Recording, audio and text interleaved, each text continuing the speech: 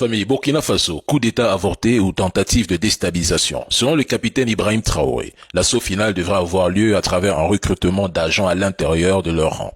Un contre-coup d'État comme l'annonçait le colonel Boya sur LCI. Le plan consistait à infiltrer ou manipuler les forces en place pour atteindre des objectifs de déstabilisation. Une opération homo, c'est-à-dire trouver la cible, identifier la cible, puis éliminer la cible. Je dis ici plusieurs fois dans mes vidéos que c'est le seul scénario plausible en ce qui concerne le capitaine Ibrahim Traoré.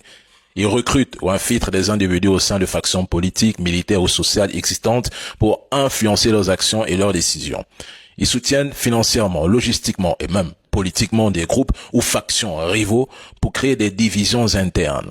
Ils exacerbent les tensions et les conflits internes au sein même des factions pour affaiblir la cohésion et la stabilité du pays.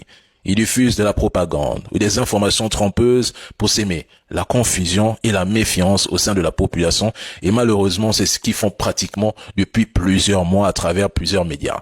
Ils exploitent les mécontentements sociaux, économiques ou politiques à travers leur propagande réussie entre guillemets pour soutenir des factions ou mouvements qui cherchent à tout prix à renverser ou même à affaiblir le gouvernement en place. Et c'est un schéma qui a une procédure à suivre. Toutes les étapes doivent se suivre. Lorsque plusieurs étapes échouent, eh bien on passe à l'acte final, c'est-à-dire l'assaut. Mais une question reste en suspens, la famille. Le peuple va-t-il laisser qu'une telle opération se répète comme à la Sankara? Famille, écoutez à nouveau et savourez le message du colonel Boya concernant la situation au Mali. Le Hezbollah qui a du sang français sur les mains, Wagner a aussi du sang français sur les mains dans la région.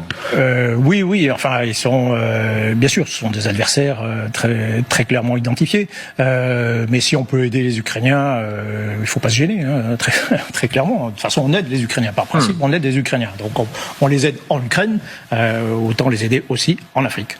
Ouais. Quand le journaliste Rochebin affirme « L'organisation paramilitaire russe est responsable de la mort de Français au Mali, précisément dans la partie nord du pays », de quels Français parle-t-il?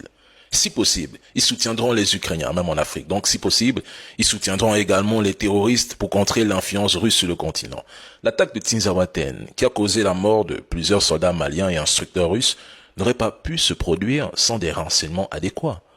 Les attaques bien coordonnées et ciblées nécessitent généralement des informations sur les positions, les mouvements et même les capacités de l'armée, ainsi que sur les conditions locales. Je vous rappelle, je crois que ça fait une année, le pauvre président Bazoum, on disait on va aider le président Bazoum. Pauvre Bazoum, il est quelque part au coin de son palais séquestré, personne ne sait très bien dans quel état il est. On ne pratique plus le contre-coup d'État depuis au moins 1998. Ouais. Voilà, on fait plus ça.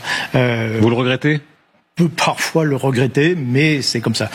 Il pratique plus les contre-coups d'État, c'est-à-dire que le faisait auparavant et continue même de le faire. Je suis désolé, mais un colonel ne viendra pas dire publiquement sur LCI que la France continue de mener des contre-coups d'État en Afrique. Soyons un peu réalistes. Il faut lire entre les mots. Déjà, un contre-coup d'État est une action menée pour renverser un coup d'État déjà en place. Si le nouveau régime ne s'aligne pas avec les intérêts ou les objectifs de certains acteurs internationaux comme la France, si un gouvernement issu d'un coup d'État ne satisfait pas les attentes ou les intérêts de puissances étrangères, ils peuvent soutenir les efforts pour renverser ce régime et restaurer un gouvernement antérieur ou instaurer un nouveau régime plus favorable à leurs intérêts. C'est le cas du Niger. Les militaires ont été sommés de rétablir Bazoum au pouvoir. Face à l'ignorance de cette demande, il est devenu impératif de renverser le général Tchani pour réinstaurer Bazoum.